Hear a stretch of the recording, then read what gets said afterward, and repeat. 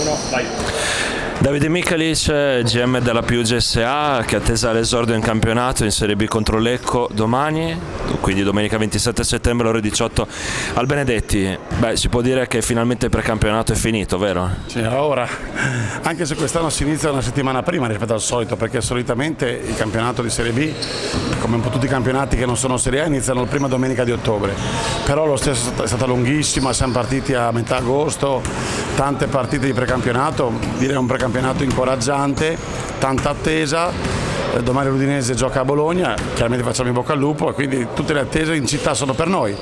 Siamo anche noi molto curiosi di capire a che punto siamo, la preparazione è filata via liscia, qualche acciacco come è normale che sia, però saremo al completo, quindi pronti a fare bella figura. Noi ci auguriamo chiaramente una vittoria, ci auguriamo di partire bene, vogliamo farlo davanti al nostro pubblico.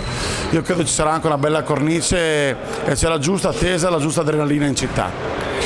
La scorsa stagione Lecco, vincendo qui al Benedetti, ha fatto scriccollare un po' per la prima volta la formazione bianconera. Anche se la prima partita d'andata, secondo te, potrebbe essere già un bel balco di prova? Detto ciò, Coach Lardo in sede di presentazione ha commentato nei confronti del suo alter ego Meneguzzo, dicendo che le squadre di Meneguzzo sono molto ben allenate e molto ben organizzate.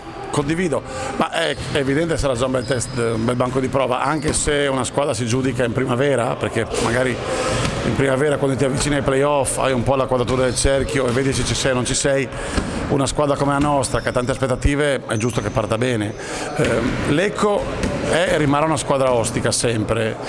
Credo che ormai abbiamo imparato a conoscere questo campionato, non possiamo permetterci di sottovalutare nessuna avversaria, sono 2 anni che lo viviamo e quindi abbiamo imparato un pochino, se non siamo totalmente imbecilli sappiamo che queste sono partite da prendere con 8 molle. Poi oggi ho letto l'intervista del bravissimo coach Meneguzzo che dice andiamo a Udine ma poi il nostro campionato inizierà la settimana dopo, questo mi fa molta paura, quindi massimo rispetto per Lecco. È vero che lo scorso anno fece scricchiolare le nostre convinzioni, ma noi non dobbiamo avere paura, dobbiamo essere tranquilli, coscienti dei nostri mezzi e giocare per divertirci, che per me deve essere un pochino lo slogan di quest'anno, perché solo divertendoci faremo divertire anche il nostro appassionatissimo pubblico. Allargando l'orizzonte, bisognerà cercare di far leva su queste prime 3 partite in casa nelle 4 iniziali del campionato? Allora sì, la risposta è sì, non pensiamo però che tutto quanto sia focalizzato su Udine Orzinuovi la 4ª giornata.